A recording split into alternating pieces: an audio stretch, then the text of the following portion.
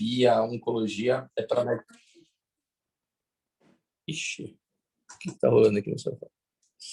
Então, é uma área bem interessante para quem quer uma área diversa, que não faz sempre a mesma coisa, né? Aquela coisa de pneumologista lá tentando asma, DPOC, asma, DPOC. Então, oncologia são mais de 200 tumores diferentes, com 200 tratamentos diferentes. É justamente isso que a gente vai abordar em câncer de pulmão. A gente tem diversas modalidades de tratamento que entram juntos e diversos mecanismos de ação e mecanismos de toxicidades distintos, né? E... Ah, tá aparecendo aqui se eu concordo em gravar isso. Parece ok, é isso? Tudo bem? Fecha pra mim. Tá.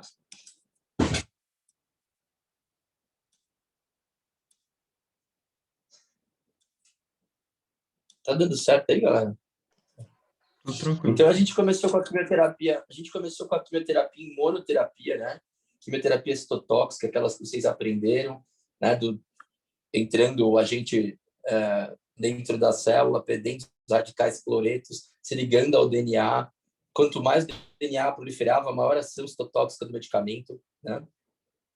E aí vocês entenderam outros mecanismos, né? A gente conseguiu colocar bases nitrogenadas anômalas que confundiam o DNA. Na hora que ele era lido, ele não conseguia ser lido, ele entrava em apoptose.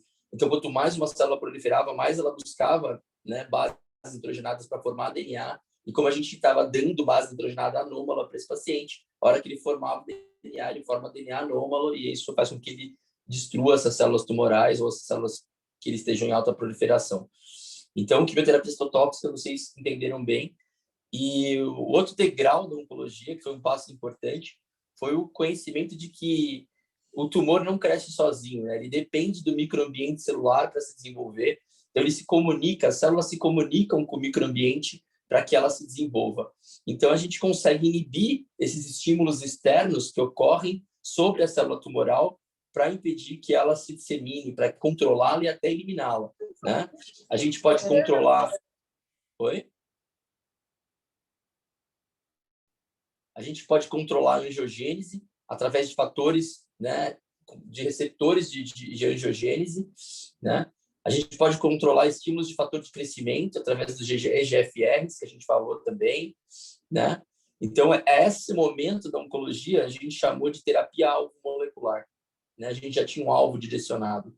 A gente já não precisava mais atacar todas as células e bater em células boas e células malignas, né? Então, foi um passo importante para a oncologia. E a última grande invenção da oncologia, que foi a imunoterapia, né? A gente sabe que um dos mecanismos de carcinogênese, ou seja, um dos mecanismos para a célula se tornar metastática, é ela se evadir do sistema imune, ou seja, ela se tornar escurecida, ou seja, uma sombra ao seu sistema imune. E isso ela faz através de... Existem vários mecanismos, mas um deles é a expressão de uma molécula chamada PDL1, que gruda no teu tumor, no tumor, né, produz uma molécula chamada PDL1, que gruda no teu linfócito e inibe o seu linfócito de agir contra ele, né? Tiveram dois médicos importantes, cadê? Dr. Ronge e Dr. Alisson, que descobriram essas moléculas, que são os inibidores de checkpoint, e aí seu sistema imune passou a não ser mais inocente em relação ao tumor, passou a enxergar o tumor e combatê-lo de forma mais efetiva.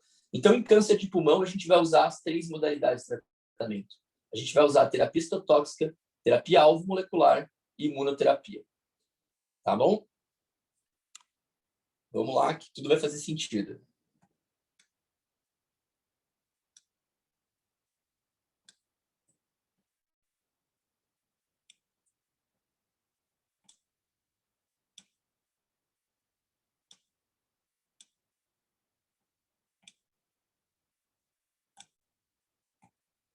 Estão vendo aí?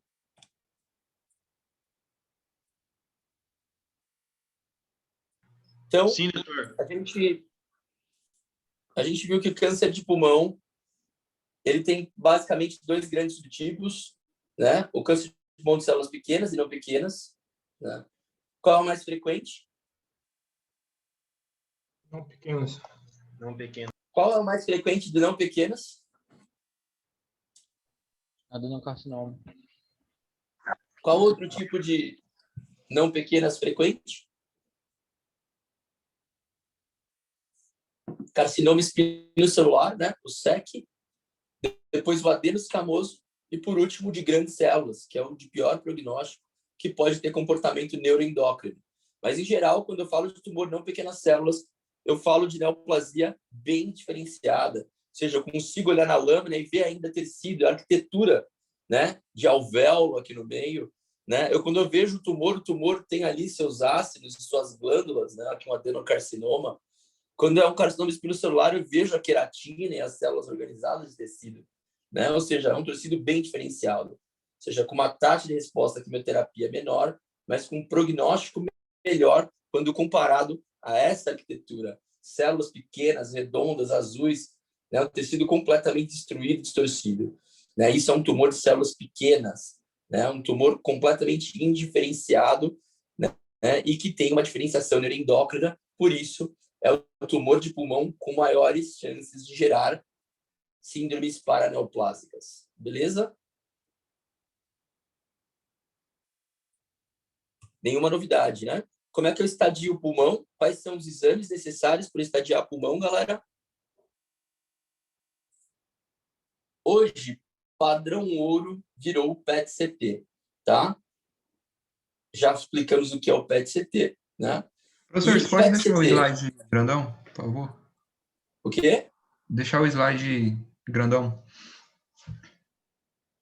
Como assim? Esse aqui, você disse? Não, é abrir a tela cheia do slide. Ah, tá. Isso, fica melhor para ler. Valeu. Abriu já? Não.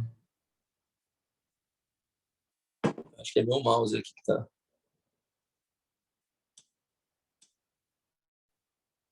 Ixi.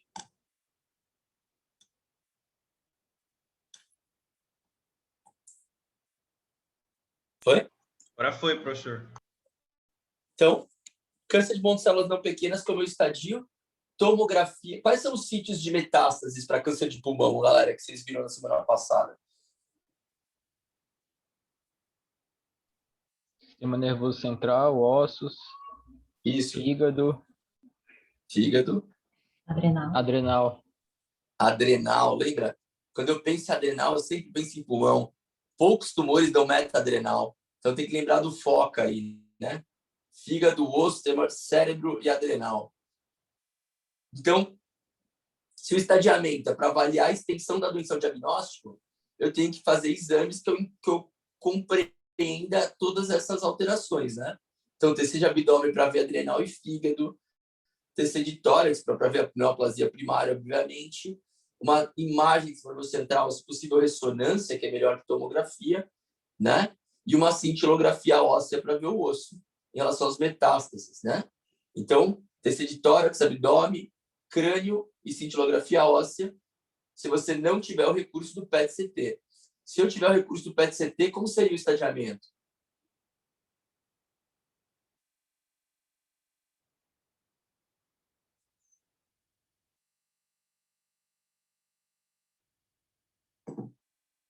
Hein, galera? Bora, vamos sexta-feira. Nesse caso, você disse, professor? Não entendi. Como seria o estadiamento do PET-CT? Seria PET-CT sozinho ou tem que acrescentar mais alguma coisa? Acrescentar a ressonância. Ressonância de crânio, né? Porque o cérebro, como é que ele fica no PET-CT? Mal visualizado, você não consegue ver as estruturas, está tudo captado. Então, se eu for fazer um PET-CT, eu consigo inibir a TC de tórax, abdômen e a cintilografia óssea. Mas eu não consigo inibir a ressonância de crânio. Tá? Sempre que cair uma prova de residência, quais os exames de estadiamento, é sempre importante lembrar os locais primordiais de metástase, porque você vai ter que incorporar esses sítios na tua pesquisa, certo? Como o pulmão pega fígado, osso, cérebro e adrenal, você vai ter que ter TC de tórax, TC de abdômen, cintilografia óssea e uma imagem do cérebro. Beleza? Você pode substituir, e isso é impactante, e vocês vão entender por que eu peço PET, e PET é tão importante em câncer de pulmão. Tá? Uma coisa importante em relação ao diagnóstico é isso aqui. Câncer de pulmão é uma área em que o diagnóstico anatômico é importante, mas mais importante que o diagnóstico anatômico é o diagnóstico fisiológico. Então, o estadiamento fisiológico ele é muito importante. Me diz aí a diferença de irressecabilidade e de inoperabilidade. A ressecabilidade ela está mais ligada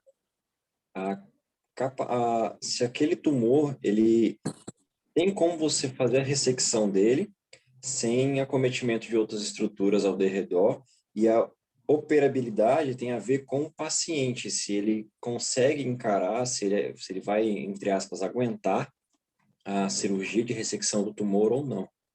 Perfeito, Iagão. Perfeito. Eu já vi na prática isso acontecer e é dramático, tá? Fizeram uma bilobectomia num paciente que tinha uma DPOC importante, um GOLD C, né? E esse paciente morreu de ciência respiratória no pós-operatório, tá? Ele ficou internado do pós-operatório e não saiu mais, porque ele não tinha mais reserva, né, para aguentar aquele procedimento.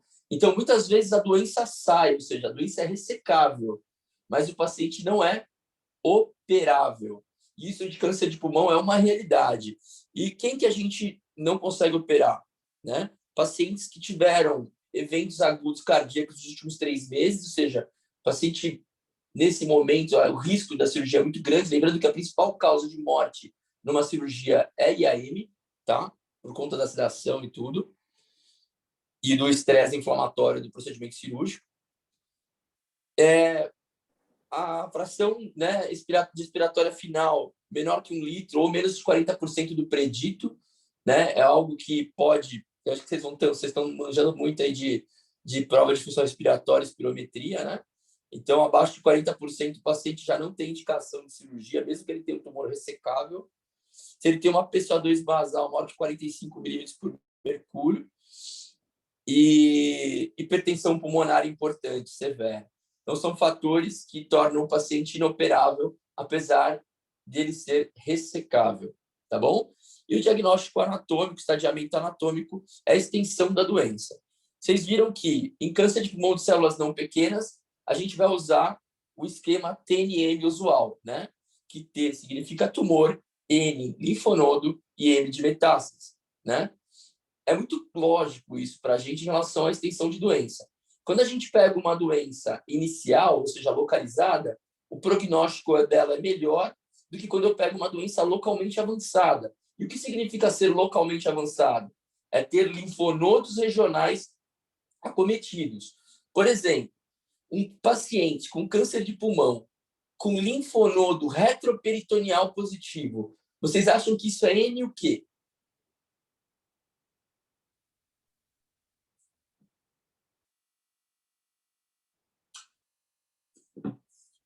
Você pode repetir, professor, por favor?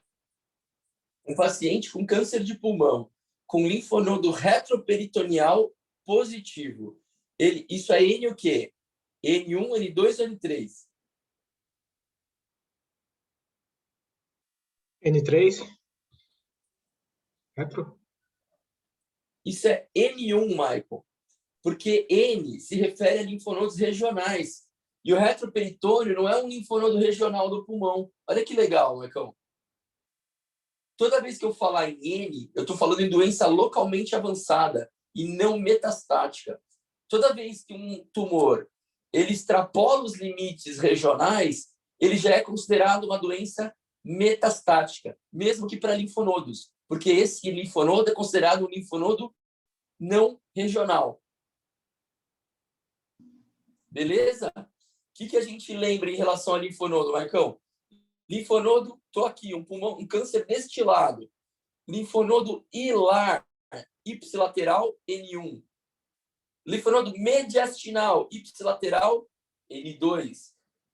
Linfonodo infracarinal, N2.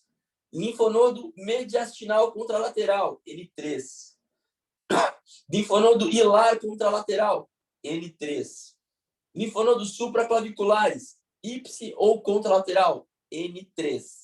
Então, tudo que é linfonodo regional fica no N de navio. Se tiver um linfonodo cervical em câncer de pulmão, isso é considerado N nada, N1, metastático. Entenderam? Deu para entender isso? Deu. Todos entenderam? Professor, não entendi. Tá. Por que Não o entendi, não. cervical não pode ser N3? Porque cervical não é uma cadeia regional do pulmão. Ah, já vai entrar para a classificação M, né? Já vai para N1, Luizão. Entendi. Professor, e no caso, os que não forem regionais, qual vai ser a Viram denominação? metastáticos. Eles são considerados N1. Ah, tá. Então, quando ele é regional, é só N. É. E quando ele é. E esse fato dele ser regional, o prognóstico é melhor do que ele ser não regional. Sim, certo? sim. Aí ele é só N. No caso, se ele já for metastático, aí ele é classificado de N1, 2 ou 3, isso? Se não. Se ele é linfonodo não regional, ele é considerado M de macaco. M1. Entendeu, Iagão? Ah, beleza. Foi só uma questão fonética, então. Valeu, obrigado. N1, N2, N3 seriam a evolução dos linfonodos regionais para cada vez mais longe. E o N1 é quando ele já não está mais em linfonodos regionais. Entendeu? Então é como se eu... Qual que é a lógica disso? Se eu tenho um tumor de mama, galera, e ele espalhou para a axila, espalhou para a cadeia mamária interna, eu consigo retirar esses tumores, retirar essas cadeias linfonodais e eu consigo tratar esse cara com intenção curativa, porque eu consigo tratar o tumor ainda nesta região. Ele não ganhou a circulação e a corrente sanguínea teoricamente. Ainda teoricamente tem intenção de cura no seu tratamento. Agora, quando um tumor já não tem mais cadeia regional envolvida, ele já não cabe mais no campo de rádio, eu não consigo mais contê-lo. Ele já se disseminou. Ele é um tumor metastático. Entendeu? Então, o T prediz pior prognóstico? Sim. Quanto maior o T, pior prognóstico. Mas o N é um pior prognóstico do que qualquer tamanho, porque ele já se disseminou para linfonodos. E um M já é pior prognóstico do que N, porque o tumor já evoluiu para metástase distante. Basicamente é isso. No grosso é isso que se pensa. Tá? E para câncer de pulmão de células pequenas, a gente tem uma dicotomia. É muito mais fácil de pensar. Ou cabe num campo de radioterapia, ou não cabe no campo de radioterapia. Se cabe no campo de radioterapia, doença limitada. Se não cabe no campo de radioterapia, doença avançada. O que cabe num campo de radioterapia? Até, se o tumor é desse lado, até linfonodo mediastinal contralateral. Linfonodo contralateral hilar já não cabe mais no campo de rádio. Supraclavicular contralateral não cabe no campo de rádio. Tá? Então, ele vai de um lado até o mediastino do outro lado. Teoricamente, eu considero isso aí uma doença limitada. Se ela está fora desse espectro, linfonodo supraclavicular do outro lado, ela já é considerada doença disseminada ou doença extensa. Beleza? Deu para entender?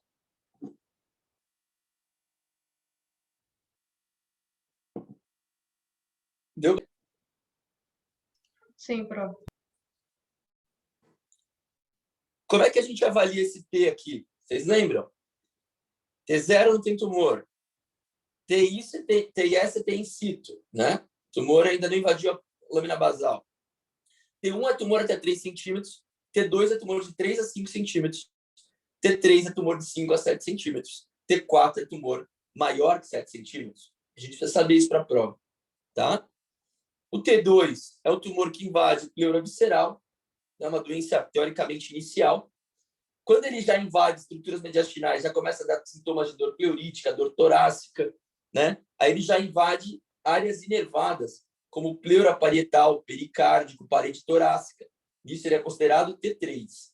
Um outro segredo do T3 é quando eu tenho 2 nódulos de tumor, mas eles estão no mesmo lobo, eles são T3.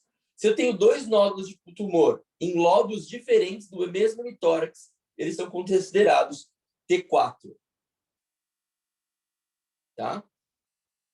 Quando os tumores invadem as estruturas do mediastino, como esôfago, coração, artéria pulmonar, nervos, né, como nervo laríngeo recorrente, nesse caso ele já é um T4, tá? Se ele invadiu estruturas do mediastino, né, ele progrediu por contiguidade para outra estrutura, ele é um T4, ele já saiu dos limites do órgão e invadiu um órgão à distância, tá? Mas por contiguidade, não por metastatização, tá bom? Isso é um T4. N1, N2, N3 a gente já fez, né? M0, quando não tenho metástase à distância. M1A é quando eu tenho linfonódulos em pulmões diferentes, ou seja, T3 se eles estão no mesmo lobo, T4 se eles estão em lobos diferentes do mesmo hemitórax. M1 se eles estão em hemitórax diferentes. Isso já é metastático. Beleza? Um outro dado de M1A importante é o derrame pleural ou pericárdico maligno. Cuidado. Às vezes o cara tem uma insuficiência cardíaca e tem um derrame de insuficiência cardíaca e aquilo não é tumor. E você já considera o cara metastático. Então você precisa ter uma confirmação histológica para definir.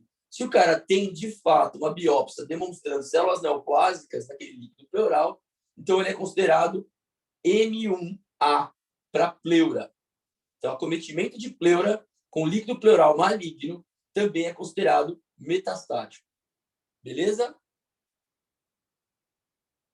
M1B é quando ele tem metástases para apenas um sítio fora do pulmão e M1C quando ele tem para múltiplos sítios fora do pulmão. É bem tranquilo de pensar a lógica. É só lembrar da lógica que eu estou falando que vocês vão entender qualquer enunciado de estadiamento, tá? Por exemplo, Professor, então, vocês sempre... voltando do linfonodo único na cervical, seria um M1B no caso? Seria. Beleza. Vamos lá. Se eu, num enunciado, dou um exercício para vocês, né? Um tumor de 3 centímetros invadindo parede torácica, né? Com linfonodo infracarinal, sem metástase à distância. Qual estadiamento você daria? Tumor de 3 centímetros, com invasão de parede torácica, com linfonodo de cadeia infracarinal e sem evidência de metástase à distância. N1, T2,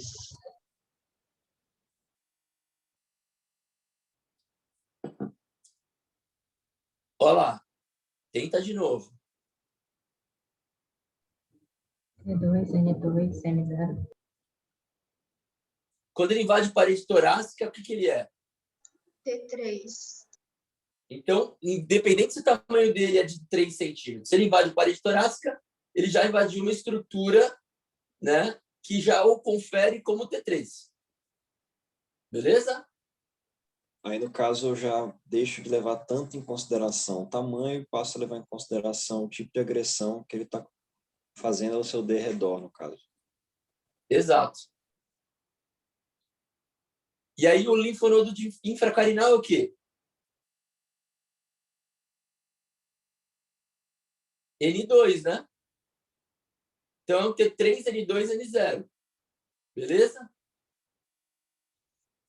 Se eu falar para você que tem um tumor de 3 centímetros que invade a traqueia, tem linfonodo supraclavicular ipsilateral e tem metástases na pleura. T4, N3, M1A. Perfeito. Perfeito. Tá bom? Viu como é fácil? Fácil. Isso aqui ninguém acerta em prova de residência. Ninguém. Prof, faz Ninguém. outro. Professor, passa mais um exemplo só para a gente anotar aqui, por favor. Eu vou fazer assim. Eu vou mandar para vocês uma toma de um paciente meu, vocês estadiem, tá? Para fazer de exercício. Beleza? Tá bom? Beleza. Aí depois a gente faz como exercício. Eu abro uma tomo, vocês olham e você estadia. Beleza, Tá obrigado. bom? Esse ficou muito fácil, né?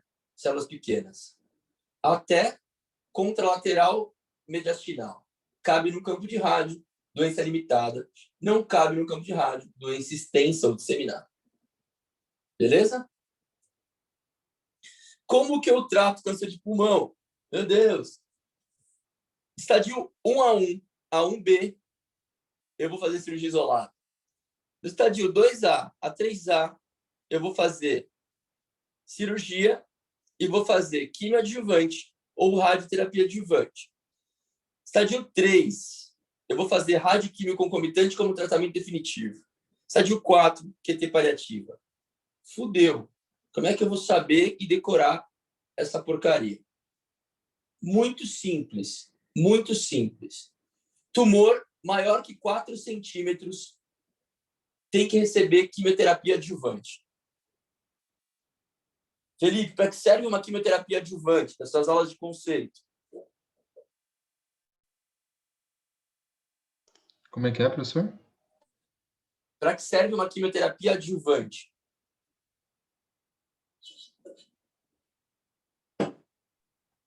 Tornar o tumor ressecável. Não, isso é neoadjuvante. Olha lá.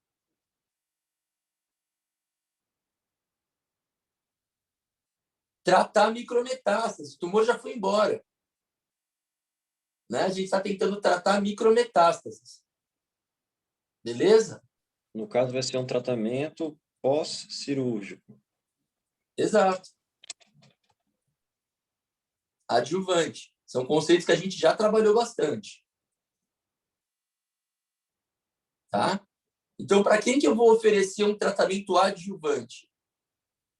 Para tumores até estádio 1B, ou seja, o que eu preciso saber na prática? Né?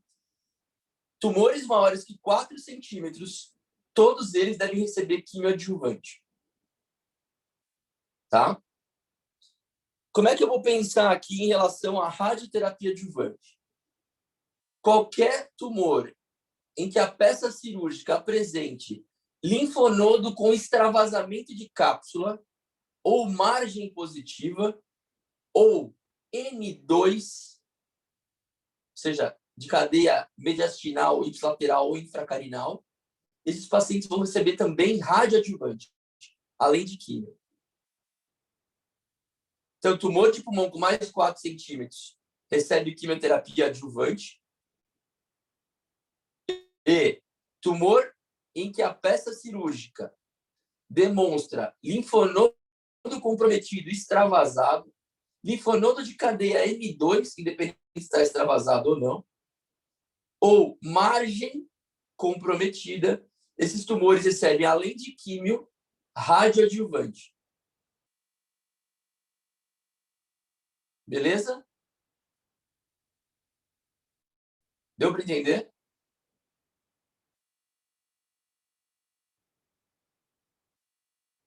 Eles recebem de forma sequencial. Químio, depois rádio. Tá? A partir desses critérios que eu falei para vocês. Tá bom? Quando que eu vou considerar o tumor ressecável? Até quando eu consigo tratar esse paciente cirurgicamente? Por isso que entra o PET, tá? Até linfonodo de cadeia N2 infracarinal, eu consigo até, né? A partir do momento que eu descubro um linfonodo de cadeia N2 infracarinal comprometido, eu não consigo mais operá-lo. Tá? A ressecabilidade não se torna mais ressecável, ou seja, ele se torna irressecável, porque a cirurgia se torna desnecessária. Se eu fizer a cirurgia ou fizer radioquímio associado, o desfecho é o mesmo. Então, para esses pacientes de cadeia N2, eu não indico cirurgia, eu indico radioquimioterapia. Então, como é que a gente vai definir? A gente vai avaliar o linfonodo suspeito. Se o PET marcou esse linfonodo de cadeia N2, o que eu tenho que fazer? uma ecoendoscopia e uma biópsia ou uma mediastinoscopia com biópsia desse linfonodo para eu saber se de fato esse linfonodo infracarinal tem doença. Se ele tiver, eu descarto a cirurgia e vou para a radioquimioterapia juntas, concomitantes, de forma definitiva, curativa, porém que a gente chama de forma definitiva, tá bom? Então, tumores mortos 4 procedimentos, por favor. Oi? O nome desses últimos procedimentos para fazer a biópsia, repete, por favor. Chama EBUS, ecobroncoscopia.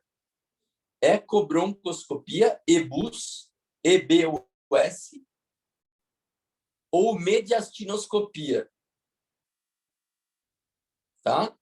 Então, tumores maiores de 4 centímetros recebem químio, tumores com margem comprometida, ou linfonodo extravasado, ou linfonodo de cadeia N2, que foram operados, todos esses merecem radioterapia também, de forma sequencial. Linfonodos, tumores, até quando eu opero? Até tumores de cadeia N2. N2 eu já não opero mais. Como é que eu vou confirmar se é N2? Através de EBUS ou mediastinoscopia. Confirmei que ele é cadeia N2, eu não opero mais, ele vai para a radioquimio definitiva. Beleza? Professor, qual seria uma causa, tipo, desse crescimento do linfonodal sem ser o tumor? Tipo, por que ele cresceu do nada? Uma infecção? Então, na verdade, a gente pode ter, por qualquer processo inflamatório peribrônquico, aumento de linfonodo. Entendeu? O cara pode ter bronquites, qualquer coisa que aumenta o linfonodo de forma não patológica. Por isso que no critério de RECIST, o linfonodo, para ser patológico, ele precisa ter maior que 1,5 centímetro no menor diâmetro. Ele precisa estar bem maiorzinho para eu considerar ele patológico, né? Qualquer nódulo de 1 centímetro, maior que 1 centímetro, já posso considerar patológico. Para linfonodo, eu tenho que esperar ele ser maior que 1,5 no menor diâmetro, porque ele cresce por qualquer coisa, tá? Quando eu vejo linfonodo suspeito na tomografia ou no PET, e ele é infracarinal, eu tenho o dever de fazer uma mediastinoscopia com biópsia, biopsiar esse linfonodo. Se ele vier positivo, eu não ofereço mais cirurgia. Eu ofereço radioquimioterapia, beleza? Então, fechou. E, para aqueles pacientes com metástase à distância, quimioterapia paliativa. Tá? Para vocês não é novidade. A doença se disseminou, é uma doença epitelial. Doença epitelial, quando metastática, não é curável, porque nem todas as células estão em divisão ao mesmo tempo. Eu não consigo eliminar essas células da corrente sanguínea como um todo. Então, o objetivo do meu tratamento é reduzir a carga tumoral e fazer o paciente ver mais e melhor. Beleza? A isso eu dou o nome de quimioterapia paliativa. Professor, beleza? tem um caso que o estágio da pessoa vai estar tão avançado assim que a quimio, ao invés de ajudar, pode deixar o paciente mais fraco ainda? Todo dia, né? Todo dia a gente acaba passando a mão da quimioterapia na angústia de querer ajudar e muitas vezes a gente faz o contrário, a gente machuca, né? Então é preciso ter muito bom senso. Pode falar, Flo. Não, eu ia falar qual é o critério, então, para estabelecer isso, né? Eu já vi casos assim, que a pessoa foi tratada com a químio, mas, assim, na minha opinião, só rebaixou mais ainda ela, ficou pior ainda. Então, Tu, agora como você já é quase uma oncologista, eu vou te dar na tua mão essa escolha. Tu. Quando você tem um paciente com um tumor de células não pequenas de pulmão, tá? E ele tem um performance 3. Você já ouviu falar em performance status? Então eu vou te ensinar. Ó, performance status é a base para a gente poder determinar o que você me disse. PS0 é o paciente que tem câncer, mas não sente nada. Ele trabalha, ele faz tudo. Eu chamo ele de PS0. Tá? PS1 é o paciente que tem um tumor, tem sintomas do tumor, mas isso não o atrapalha. Ele trabalha ainda. Ele tem hemoptise, ele tem dor torácica, ele tem dor abdominal relacionada ao tumor, mas isso não atrapalha no dia a dia. Eu chamo esse paciente de PS1. PS2, o paciente já não consegue trabalhar devido aos sintomas da doença, tá? Então, ele fica em casa, né? Mas é um paciente que não é acamado, tá? Ele só não consegue fazer os afazeres, tá? Por conta da sintomatologia. Mas é um paciente que vai para o consultório ambulatorialmente. Ele vai ao ambulatório sozinho, tá? Esse é um PS2.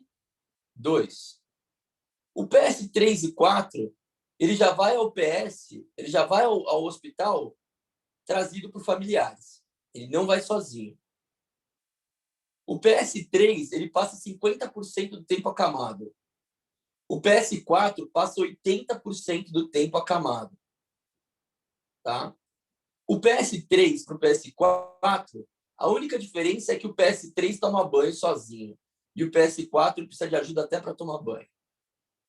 Então, eu lhe pergunto, se você pega um paciente com câncer de pulmão, PS3, passa 50% do tempo acamado, tem que ser trazido por familiares para consulta, e ele tem um não pequenas células metastático para sistema nervoso central e para pleura. Tá? Tá, eu não faria. Qual que é a taxa de resposta da quimioterapia para esse paciente? Um tumor epitelial bem diferenciado, né? Um adenocarcinoma de pulmão metastático para cérebro e pleura. A taxa de resposta da quimioterapia é de 30% a 35%. Ou seja, a capacidade de reduzir o tumor em mais de 30% é de apenas 30% a 35%. Ou seja, a toxicidade vai machucá-lo tanto e o benefício é tão pequeno que, ao invés de ajudar, eu prejudico. Agora, eu pego o mesmo paciente PS3, Tuane, e esse cara tem um câncer de pulmão de células pequenas. Qual que é a taxa de resposta para esse paciente com quimioterapia? Aí já é maior, né? Para células pequenas. 75%, 80%. Ou seja, por mais que eu tenha uma toxicidade, o benefício do tratamento vai torná-lo melhor. Entendeu? Então, essa decisão, agora, para você, já não é mais ilógica. A hora que você vai, agora, te perguntar uma coisa dessa, você vai perguntar para o paciente, qual que é a biologia do tumor? Qual que é a extensão da doença ao diagnóstico? E aí você vai poder dizer para ele com certeza, não, isso é uma biologia favorável, isso é uma biologia desfavorável, isso aqui dá para tratar, isso aqui não dá para tratar, isso aqui é melhor não tratar, isso aqui é melhor tratar. Tá? E quando a gente não trata, aí que é legal, porque não é, o oncologista não é prescritor de quimioterapia. A gente também alivia a dor, a gente alivia a náusea, vômito, a gente faz parte da vida do doente. Né? No momento que todo mundo se afasta, está você lá para proporcionar qualidade de vida, para viver aquele momento com o paciente.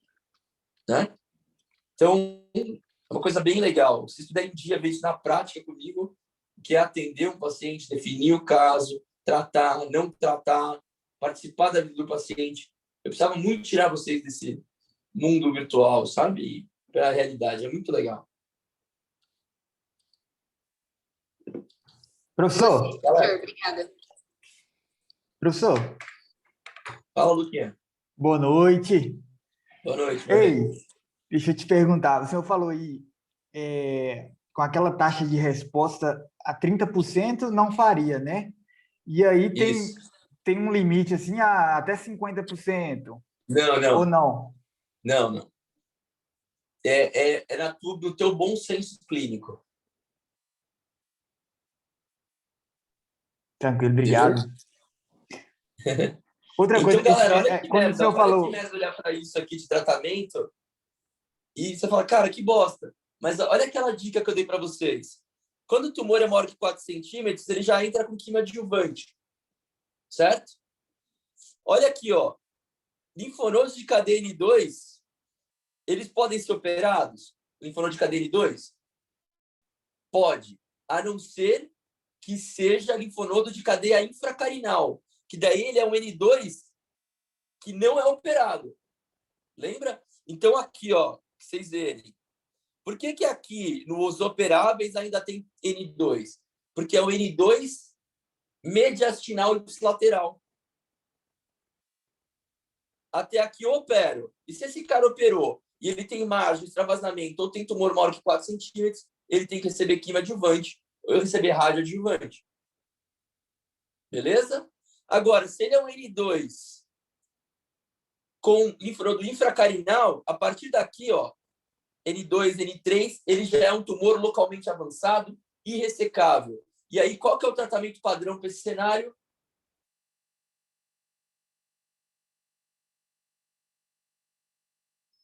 Pelo amor de Deus. Quimio-rádio. Quimio-radioterapia concomitante. Quando eu faço quimio-rádio no cenário de doença ressecável, eles são feitos de forma sequencial. Primeiro a quimio, depois a rádio. Quando eu quero curar um paciente com câncer de pulmão localmente avançado, como é que eu uso a quimio-rádio?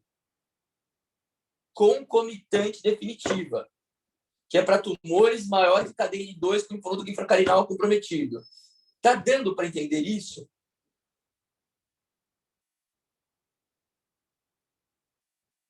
Gente, você não imagina a dificuldade que é ensinar isso. Eu preciso da contra-resposta. Preciso que vocês estejam entendendo. Professor, repete essa última parte, por favor. Ó, você deu 2 exemplos de quimio-rádio concomitante. Como é que foi? Fala de novo. Essa última parte que você falou. O senhor deu 2 exemplos diferentes de quimio-rádio concomitante? Então, quando eu opero um paciente, até quando eu posso operar um câncer de pulmão? Até o linfonodo ser cadeia N2 e o infracarinal. Não, o infracarinal você já não opera mais. Não opera mais. Se ele for N2 e mediastinal e ipsilateral, né? É isso aí. E aí eu posso operar. Se esse cara operar e na peça vier um tumor maior que 4 centímetros, o que eu tenho que fazer, sem dúvida? A químio, adjuvante. Adjuvante. Se na peça aparecer linfonodo comprometido, eu preciso fazer quimioadjuvante? Radioadjuvante? Comprometido? Só se tiver extravasado a cápsula. Ou se a margem estiver comprometida. Ou se, sem querer, apareceu nessa peça um linfonodo de cadeia N2 infracarinal, que não foi o objetivo lá, mas apareceu. Então, nesse caso, é irradio. Deu para entender isso? Sim. E quando o cara já tem linfonodo de cadeia N2 descoberto no estadiamento, ele vai operar? De cadeia N2 infracarinal. Não. E, na verdade, vai fazer qual é o tratamento padrão nesse cenário? Você vai fazer... Então, olha lá. T1AB, T1A, até T2, T2B, N3, T3, T4, N2, T3, T4, N3. Todos esses cenários, eu vou fazer o quê? Rádio e químio junto. Concomitante. Concomitante, exatamente. Tá? E quando o paciente tem doença disseminada, para pleura, para linfonodo não regional, para metástase para outro lugar, qual que é o tratamento padrão? Quimioterapia paliativa, com o objetivo de reduzir a carga tumoral e fazer o paciente ver mais e melhor. Você já imaginou não estar nesta aula? O cu que vai ser para a vida? Professor, eu só vou fazer ecobroncoscopia ou mediastinoscopia. Na suspeita de linfonodo de cadeia N2. Isso, mas o T é no máximo no 2, né? Porque se for um T3, já eu já não faço mais. Não faz, independente do T. Você só vai fazer quando você tem uma suspeita de linfonodo mediastinal. Mas no caso desse 3B aí, que é a segunda opção, tem um T3, um T4 e um N2. Mas você pode embaixo, ter T4, na linha verde aí. N0 ou N1. Mas o infracarinal não é N2? Sim, mas você só vai descobrir se você biopsiar, né? Entendeu? Se você tá ali com o linfonodo regional positivo, tá? Aí, beleza. Teu PET scan só brilhou hilar ipsilateral. Beleza. Você tem um N1. Agora, teu PET-CT brilhou linfonodo mediastinal. Você vai ter que fazer um EBUS para confirmar se não tem linfonodo de cadeia infracarinal. Se tiver, aí você não vai operar mais. Ah, entendi. Então você só vai fechar qual N que é, depois fazer biópsia. Você não pode levar para dizer que ele não é ressecável sem fazer a biópsia. Você só pode dizer que ele não é ressecável com a biópsia confirmando que não há doença no linfonodo de cadeia infracarinal. Ah, entendi. É porque aí ele deixa de ser N2, no caso, né? Ele volta a ser N1. Ele volta a ser N1. E ele pode ser o P que for. Entendi. Beleza? Prof, nesses pacientes que a gente vai fazer só a quimioterapia paliativa, né? Porque ele tem muitas metástases e tal. É para reduzir a carga tumoral, mas Isso. aí a gente vai dar uma longevidade para ele também? Opa! Na época que eu formei, Amabile, os meus pacientes tinham uma sobrevida em câncer de pulmão de 13 meses, tá? 7 anos depois, 8 anos depois, essa sobrevida já está em 60 meses, tá? Você imagina o que vai acontecer quando vocês estiverem formando? Os pacientes vão morrer mais de câncer de pulmão, velho. Vão ficar crônicos, né? Vão ser pacientes que tomam remédio igual diabetes. Por isso que onca é animal. Por isso que onca é a melhor matéria de todas. Mas isso para os não pequenas células, né, professor? Para pequenas células continua muito ruim, né? Exatamente. Para pequenas células continua uma bosta. Porque é uma doença com... ela é descoberta muito avançado, 70% dos pacientes já são metastáticos ao diagnóstico, quase 80% dos pacientes, né? E é uma doença de biologia completamente desfavorável. Então, são pacientes que não curam mesmo, são pacientes que morrem, malogram entre 9 e 10 meses de tratamento. Beleza?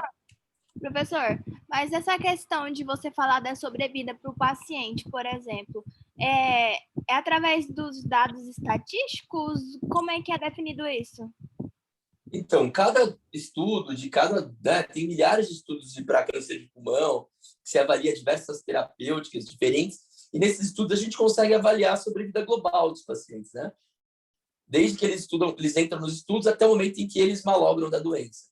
Isso não é para todos, isso é uma mediana, uma curva de Gauss, né? Então não dá para dizer que seu paciente vai ser exatamente aquilo que você está dizendo.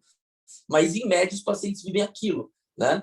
Eu nunca abordo tempo com o paciente, porque quando ele se apega àquele tempo, ele morre naquele tempo mesmo, né? Então, quando você não aborda esse tempo e você convive com o paciente e você vive cada conquista do tratamento, esses tempos, em geral, melhoram muito. Tá bom? É muito difícil falar isso para vocês. Eu queria muito atender isso com vocês, sabe? Para vocês verem na prática a conversa, o diálogo.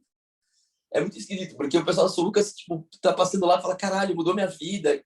Que foda atender oncologia, que coisa legal. E vocês, o contrário, eles não têm o conceito que vocês têm, mas eles têm a prática. Então, é muito difícil, sabe? Eu queria poder que isso fosse vocês pudessem passar comigo no internato, sabe?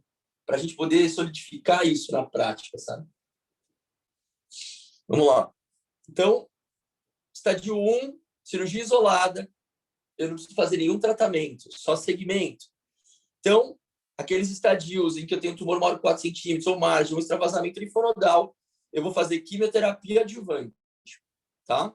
A base do quê? Sempre que vocês verem quimioterapia em câncer de pulmão, vocês vão marcar na própria residência a base de cisplatina. Então, todas as quimioterapias em câncer de pulmão são a base de platina. Pronto. Sempre vai ter uma questãozinha. A quimioterapia adjuvante é a base de platina. Pronto. A base de platina. Não precisa saber quais as múltiplas drogas que a gente coloca. Tem que saber que é uma quimioadjuvante à base de platina. Lembra daqueles pacientes que tinham a mutação do EGFR? Então, vocês vão decorar uma coisa a mais. Além de 4 centímetros, além de radioterapia naqueles pacientes que têm margem de extravasamento, pacientes que têm aquela mutação das asiáticas, das mulheres não tabagistas, o receptor de fator de crescimento fica constitutivamente ligado, estimulando o núcleo a proliferar, né?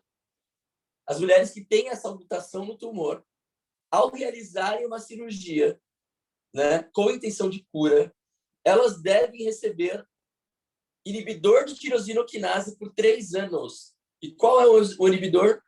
Osimertinib. Tá? De onde eu tirei isso? Do estudo da Daura.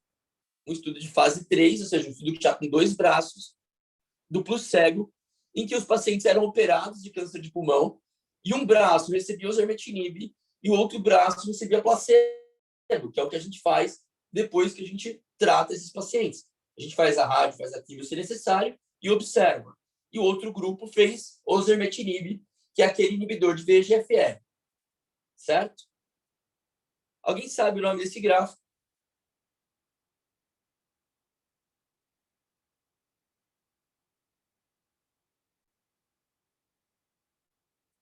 Quem não sabe esse gráfico não consegue me dizer se cloroquina faz efeito ou não. Se azitromicina faz efeito ou não. Se vacina faz efeito ou não. Tenho certeza que muita gente comprou briga de um monte de coisa aí e não sabe nem o que é o nome desse gráfico. Vergonha, né? Isso é o gráfico de Kaplan-Meier. Isso é a curva de sobrevida. Sem esse gráfico, você não consegue ler um artigo em medicina.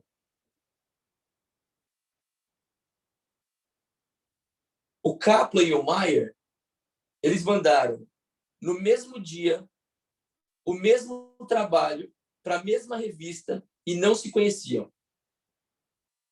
Aí os caras acharam que era sacanagem, né? Depois os caras descobriram que eles eram de continentes diferentes e mandaram eles se juntar para formar um trabalho e publicar junto, que é o gráfico de Kaplan e Meier. Tá? Isso aqui é uma curva de sobrevida. Tá? Isso aqui é a sobrevida livre de doença, ou seja, a partir do momento que ela opera, quando os pacientes vão recorrendo, ou seja, a doença vai voltando depois de operado, o que acontece? Aqui é 100% dos pacientes. A partir do momento que ela recorre, o que acontece? Vai caindo eles no gráfico. Aqui recorreu 1, recorreu 2, recorreu 3, vai caindo. Olha como recorre o grupo vermelho em relação ao grupo azul. Qual é a curva que você gostaria de estar? Em cima ou embaixo?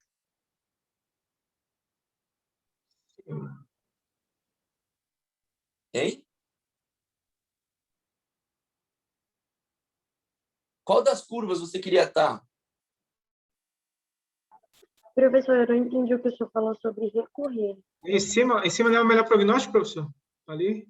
Recorreu, vai cá, o que seria recorrer? Depois que eu tratei o paciente, tirei o câncer do pulmão e a doença volta, isso é uma recorrência, certo? Karine?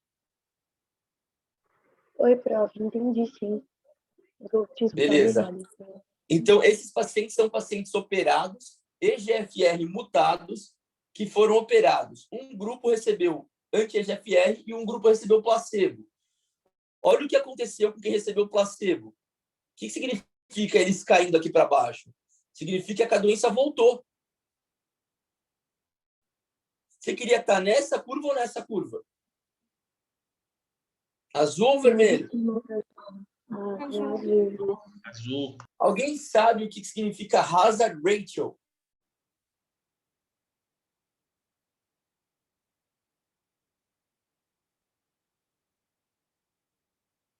Vocês são quase médicos agora.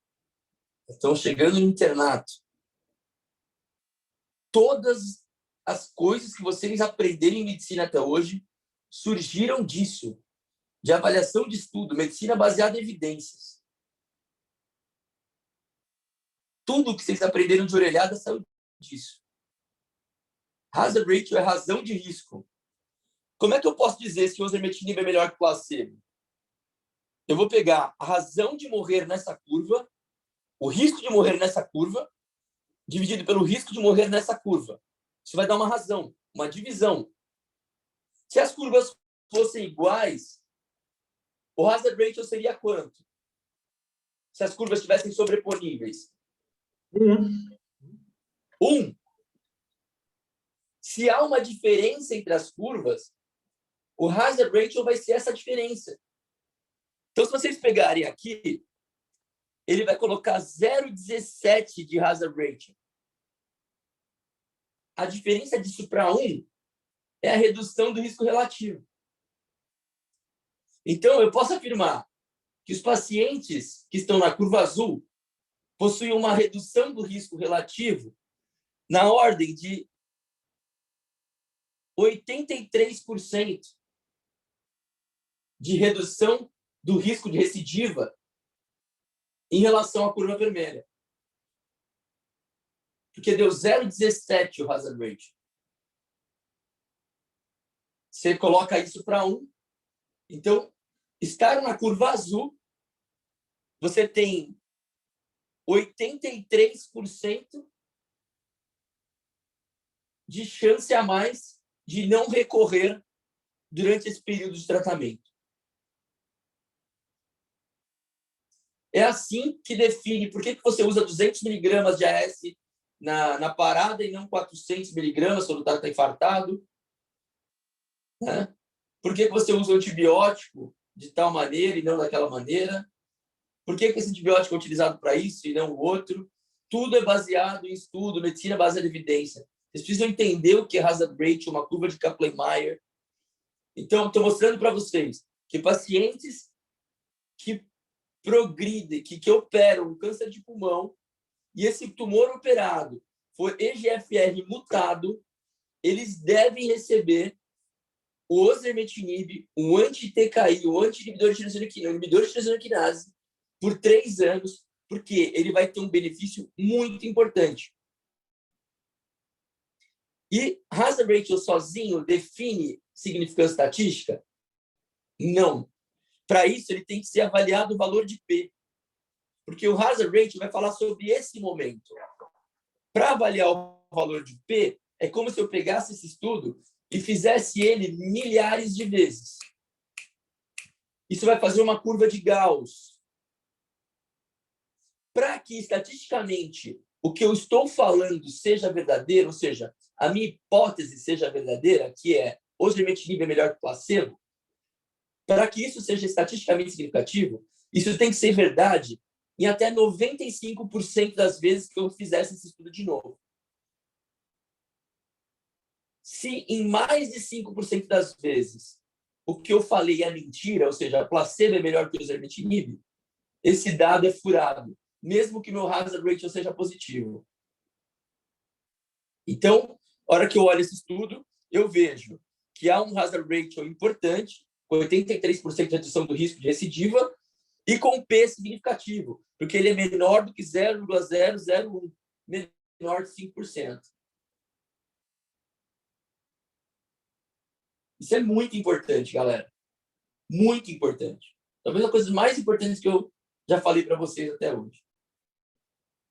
Tá?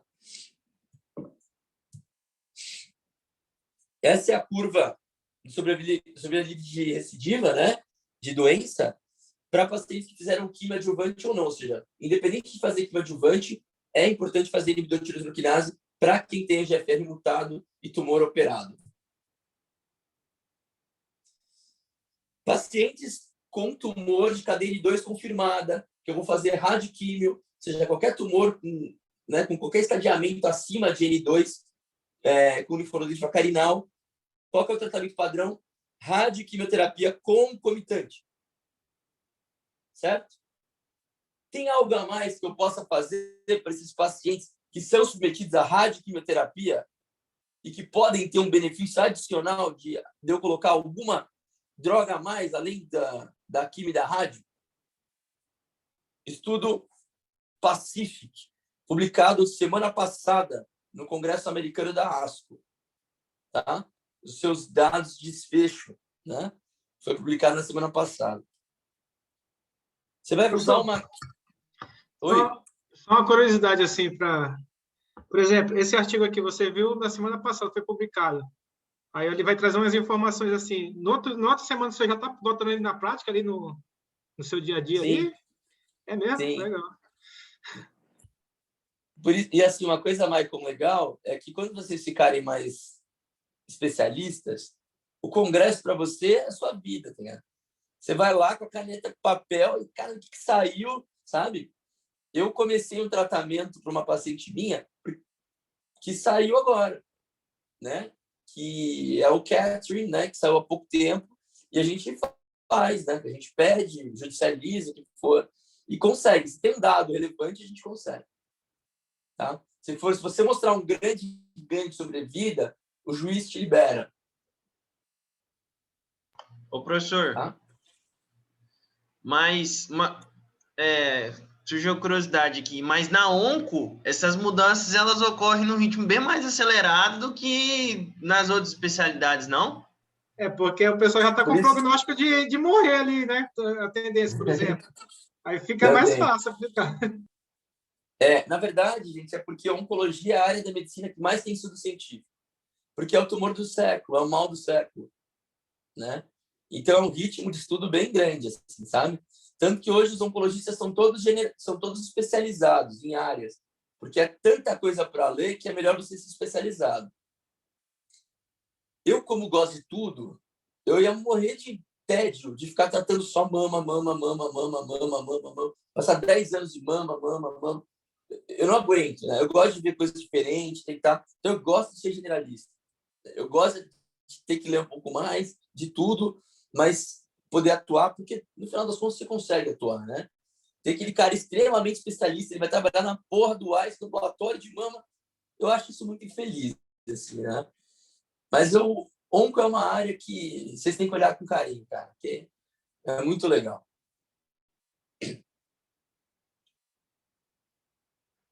Bom, eu estudo Pacific, né? Fez durvalumab. O que é durvalumab? Imunoterapia anti-PDL1. Lembra do PDL1? Que estava no tumor, que ele grudava no linfócito, impedia, silenciava o linfócito. Então, lembra que eu falei que nessa aula a gente usa químio, a gente usa inibidor de tirosinoquinase, osimertinib, e a gente usa imunoterapia? Olha aí a imunoterapia. Durvalumab. Então, depois que eu fiz radioquimioterapia para pacientes com doença localmente avançada de câncer de pulmão, tem alguma coisa que eu posso fazer? Tem. Imunoterapia. Você vai fazer durvalumab por 1 ano. Teve benefício? Olha a curva de sobrevida livre de progressão entre durvalumab e placebo. Você teve uma redução do risco de progressão ou morte na ordem de 48%, com P significativo. Olha que interessante. Vocês já conseguem olhar essa curva pensando nisso já, né? Ou seja, quem faz durvalumab tem 48% menor risco de progressão do que quem faz placebo. E o P significativo. Ou seja, o que eu estou falando é verdade. Beleza, galera? Se eu botar um gráfico de Kaplan-Meier na prova, todo mundo vai me dizer estatística, qual que é a redução do risco relativo. Fiquei na dúvida no risco relativo, no caso aí, por exemplo, está dando 0,52. O risco relativo seria 48, como você falou, né? É a diferença para 1, né? É a redução relativa do risco. A gente chama isso de risco relativo. Porque o risco absoluto qual é?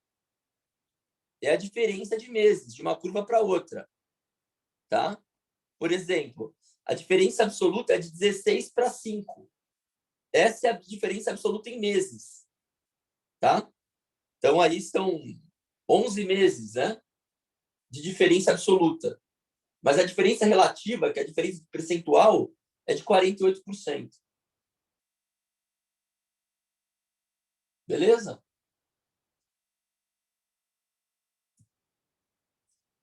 Essa é a curva de sobrevida global, né? Um hazard ratio de 0,69 para sobrevida global, né? 31% de redução do risco de morte para esses pacientes, né? Professor, E agora, eu não entendi muito o risco absoluto que o senhor falou. Karine, o risco absoluto Aqui tem uma diferença de meses de sobrevida, né? A galera está progredindo mais cedo, aquele progredindo mais tarde, certo? Eu vou escolher 24, 36 meses aqui para avaliar em 12 meses, por exemplo, em um ano. Qual foi a diferença absoluta? Né? Essa diferença relativa foi de 83 e 74,6. E a diferença absoluta, quanto em meses significa? A gente vai, cadê os meses? Que meses? Cadê? Months, sobrevida global, months, 12 meses. A gente eles vão, cadê o número absoluto? Uai, sumiram com o número absoluto. Aqui, ó, desculpa. É que aquele de sobrevida global, eles não liberaram o absoluto aqui. Mas aqui você vê, olha aqui, Karine. 16 meses que os pacientes progrediram em média, a mediana, né? Foi de 16 meses para o azul e 5,6 meses para o amarelo. Então, você faz a diferença entre eles, dá a diferença de meses para um progredir. Ou seja, se você usar durvalumab, você vai progredir 11 meses para frente. Se você não fizer, você vai ter uma progressão 11 meses antes. Isso é a diferença absoluta em meses. Tá? Mas a diferença relativa, que é o percentual de fato, é o hazard ratio aqui, é a redução do risco relativo. É o 0,52 para 1, que dá 48%, dá 48%. O risco relativo. Ou seja, quem está na linha azul versus amarela tem um risco 48% menor de progredir doença nesse período de um ano. Beleza? Professor. Oi. Essa questão do P aí, que o senhor falou bem assim, tem que ser abaixo de 5% para ser confiável, né? Isso. Mas e até quanto que eu posso confiar nesse? Porque eu fiquei com essa dúvida. Até quanto eu posso confiar nesse P? Porque o senhor tinha falado o número de vezes que tem que repetir aquele estudo ali, né? Onde que eles estão achando, como é que eu posso dizer? Igual nesse caso aí.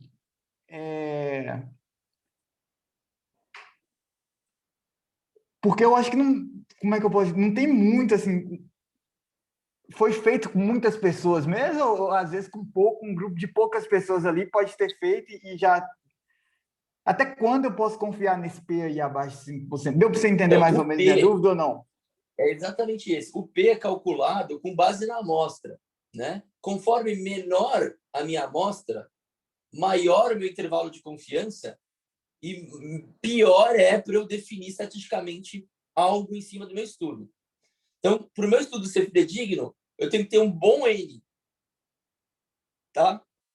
Só que o cálculo do N vai ser baseado também na prevalência da doença. Se você estudar uma doença rara, você vai conseguir juntar uma galera? Não. Então, provavelmente, um estudo que você faça sobre essa galera não vai ter muito impacto científico. Embora você tenha que fazer, porque alguma coisa você vai tirar. Agora, um tumor muito prevalente, você tem que pegar muita gente para poder dar um dado científico. E o poder do estudo vai estar diretamente relacionado ao N da amostra. Quanto maior o N da minha amostra, melhor o poder do meu estudo. E aí, mais confiável é o meu estudo. E maior a chance do que eu falar ser verdade e não mentira. Entendeu? Tranquilo, tranquilo. Obrigado. É uma coisa que tem que fazer com prática. Tem que ler junto o artigo, mostrar para vocês. Isso, meus residentes penam, assim. Hoje eu fiquei 2 horas de discussão de artigo, explicando tintim por tintim da estatística, log rank test e tal. E eles, residentes, chorando, assim, puta, não sei ler, doutor, vamos lá, vamos atrás, vamos tentar. Eu publiquei um artigo no New England que a gente foi lá e furou o artigo inteiro, porque eles estavam sequenciando o antiandrogênico como não deveria no estudo, né? Fizeram uma análise pré-estudo com muito menos pacientes do que de fato eles conseguiram, muito mais. Fizeram uma análise com mais pacientes e conseguiram menos pacientes depois. Isso fura o estudo. Então, isso tudo é importante vocês saberem, para vocês poderem viver como médico, poderem criticar as coisas que vocês fazem.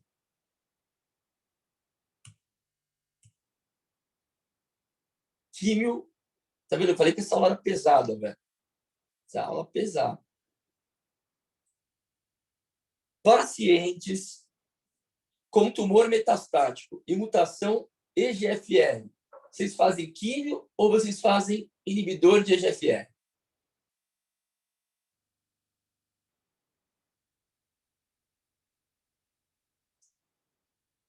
Sempre que eu tiver uma mutação drive, a terapia alvo vai melhor que químio.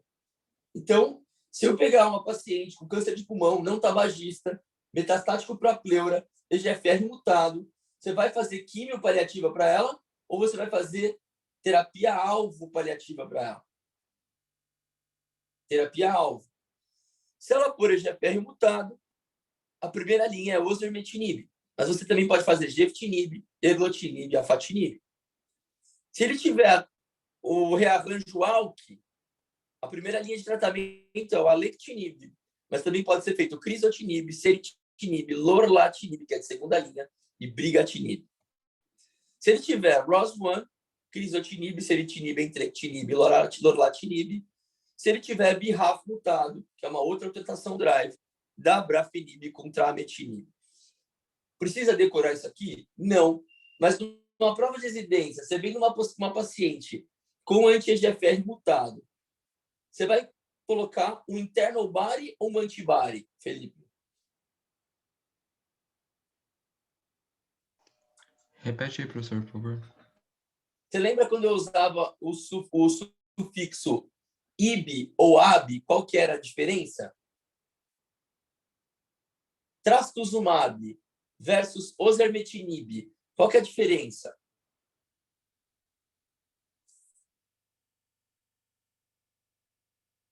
Eu não me recordo.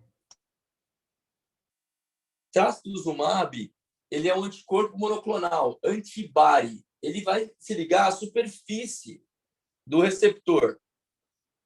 A parte mutada do EGFR é o domínio tirosinoquinase intracelular. Então, o anticorpo não consegue entrar lá dentro. Para isso, a gente precisa desses internobodies, desses IBs, gefitinibs, erlotinibs. Então, em câncer de pulmão, quando vocês verem um tratamento inicial, numa prova de residência, em que a paciente tem EGFR mutado, vocês vão colocar um durvalumab ou uma quimioterapia?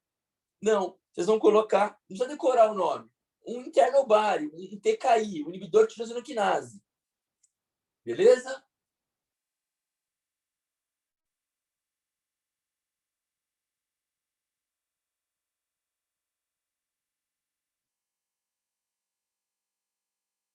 Olha como o bagulho é doido.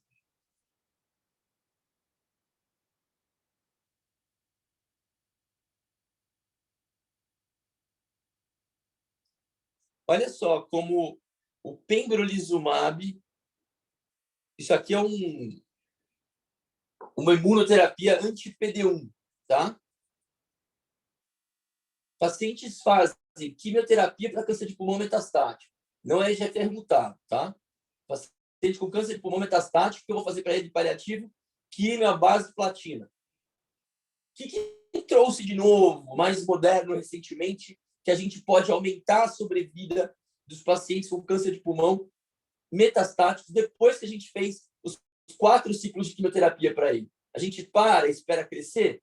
A gente pode associar essa quimio pembrolizumab. Olha aí, AB. AB é de fora. Se liga na superfície. Ele vai se ligar aonde, o pembrolizumab? No PD1, que se liga no PDL1 e faz com que silencie seu linfócito. Então, ele inibindo os linfócitos de serem inibidos, os linfócitos ficam ativos contra a doença. Olha como vai melhor quem faz pembrolizumab versus quem não faz pembrolizumab. Ou hazard ratio, risco relativo, aí qual que vai ser a redução? 51% melhor para quem está no grupo do pembrolizumab do que quem está no grupo placebo, certo? Com P significativo.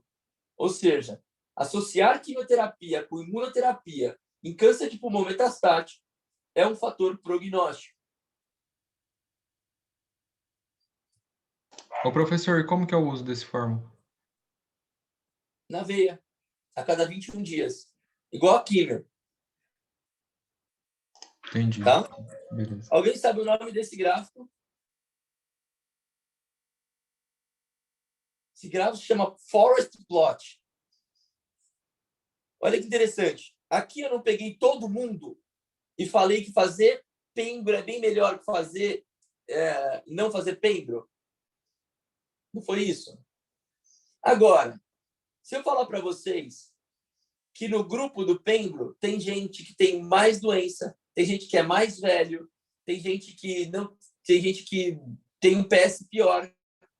Será que esses fatores não podem beneficiar mais um grupo do que outro? Será que o pembro, numa análise de subgrupo, não pode favorecer mais um grupo ou desfavorecer mais outro grupo?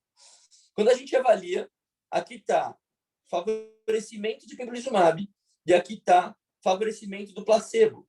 Quando a gente avalia se o paciente é homem ou mulher, se ele é velho ou novo, se ele tem bom performance, se ele é fumante ou ex-fumante, se ele tem metástase do cérebro ou não tem, se ele tem expressão de PDL1 alta ou não tem, se ele recebeu carboplatina ou cisplatina, independente do que ele tenha feito, fazer pembrolizumab beneficia todo mundo, porque está todo mundo abaixo do 1.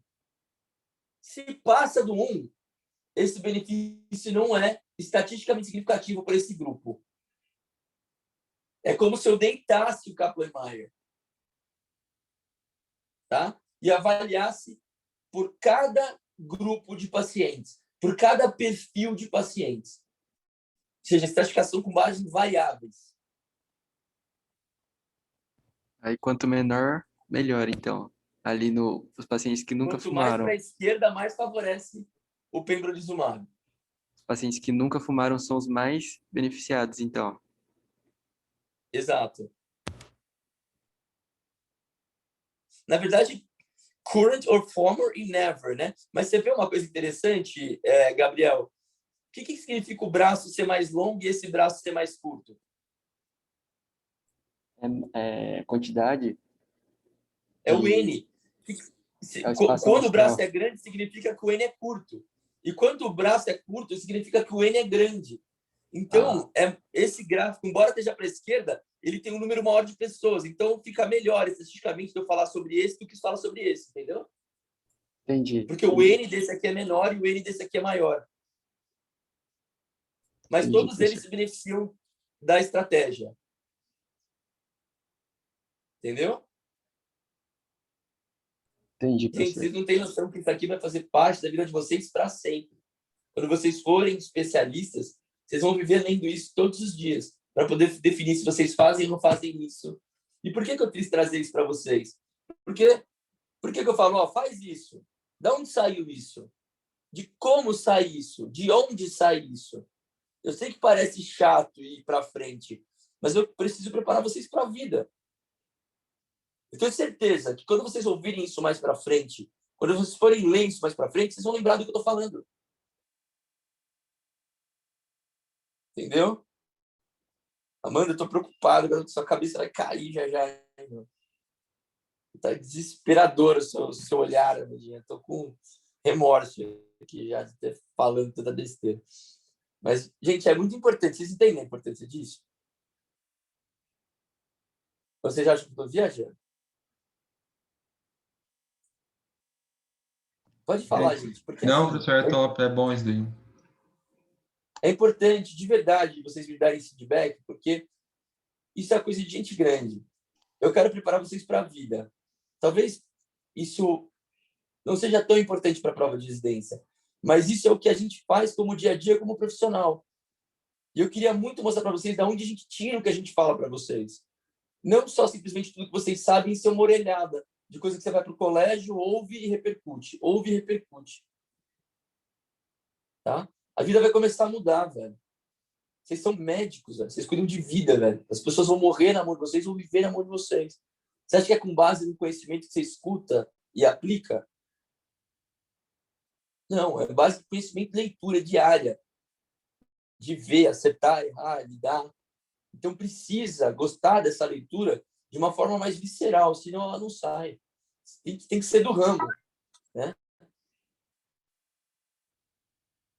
Então, como é que eu trato câncer de pulmão que não tem mutação em GFR? Quimioterapia à base de platina e imunoterapia. Você pode responder assim na prova. Paciente paliativo não é GFR mutado, metastático, quimio à base de platina, imunoterapia. Beleza? Aqui eu botei algumas das coisas que a gente usa, primeira e segunda linha, mas isso não cai para vocês em prova de residência. Só basicamente que precisa fazer químio, que entra imuno, né? Que entra osimertinib para GFR mutado, qual que é o perfil de pacientes que faz GFR mutado, né? Isso é o que vocês precisam saber. Vocês viram quanta coisa bacana a gente viu? A gente viu a epidemiologia, a gente viu o tabagismo, a gente viu as síndromes paraneoplásicas, a gente viu os subtipos histológicos de câncer de pulmão, a gente viu tudo, a gente dissecou câncer de pulmão de cabo a rabo. Vocês estadiaram comigo. Isso aí demora muito tempo para a gente definir. Mas se vocês pegarem agora e lerem isso, acabou. Grava, tá tudo na cabeça de vocês. E agora, fazer exercício sobre isso, né? A gente tentar brincar um pouco desses exercícios. Então, vamos fazer assim. Vocês têm a lista de exercícios aí, né? Segunda-feira, a gente chega na sala resolvendo a lista de exercícios, treinando câncer de pulmão e conceitos de câncer de pulmão juntos, repetindo que é algo importante para o cérebro aprender, repetindo, eu levo nos exercícios de estadiamento e de tratamento de câncer de pulmão, para a gente definir, estadiar e tratar, a gente entender fator de risco, entender heranças autossômicas dominantes, se tem ou não tem, se é a mutação somática ou germinativa, sei o quê. E aí a gente vai brincando e de aprender e sem querer, um monte de informação acaba entrando na cabeça. Beleza? Então, por hoje é só. Obrigado. Professor, a lista é qual? Eu já não dei a lista para vocês do pulmão? Dei sim. Não, acho que não, professor. Acho que não. Eu tenho um printado aqui, Felipe. Eu posso passar para vocês. Felipe, eu mandei para você na hora que você falou que recebeu. É de uma... Foi bem no começo da aula? Não foi hoje. Sim, Foi não. hoje. Então, da aula passada. Foi no começo da aula passada. Um monte de questão lá. É aquilo? Foi no final. Foi no final da aula passada que eu mandei para você. Eu mandei no Classroom, pô. Ah, tá. Entendi. Tá certo.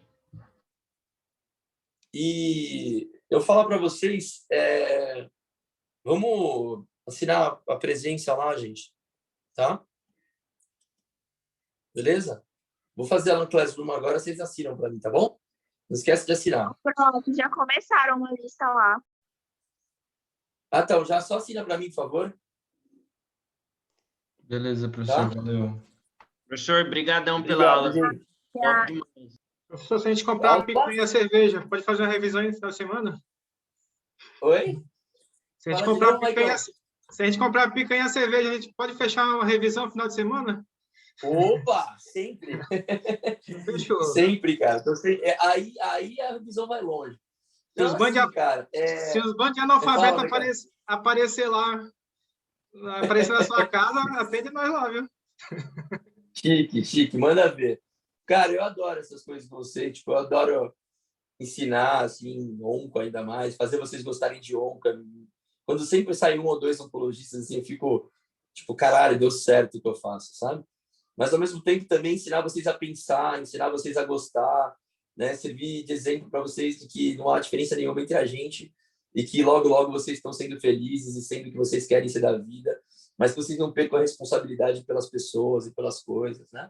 Mas a gente vai tomar muita onda junto aí, Marco. Muita. Fique tranquilo. Tá bom? Só não grava essa bosta, pelo amor de Deus. Depois dá merda. Pra mim também dá essas porra que dá merda. Entendeu? Então não pode gravar essa. Tá bom? Então um abração pra todo mundo aí. Tamo junto. Valeu. Prof. Oi. Professor, eu tô com uma curiosidade. A gente estava falando que a quimioterapia sempre vai ser a base de platina. E o paciente que tem placa de platina? Tipo, então, por na verdade, acidente ósseo. não tem problema nenhum em relação a isso. platina. Agente platinante é uma substância química que tem um átomo de platina no meio. Então, ele não interfere se você tem uma prótese, alguma coisa nesse sentido.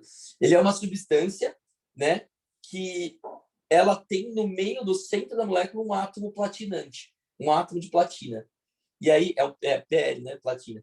E aí, a molécula em volta desse átomo.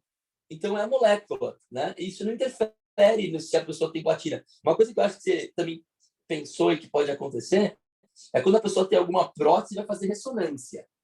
Aí é diferente. Mas como as próteses não são mais de platina, Thalia, as próteses são de titânio, elas não precisam ser... O paciente pode fazer ressonância. Por conta de problemas que já tiveram com prótese, fazer ressonância, que não avisou que tinha, e o cara morria na ressonância. Então, todas as próteses passaram a ser de titânio, tá? Para poder ninguém morrer numa ressonância, tá? Então, as próteses hoje são de titânio, tá?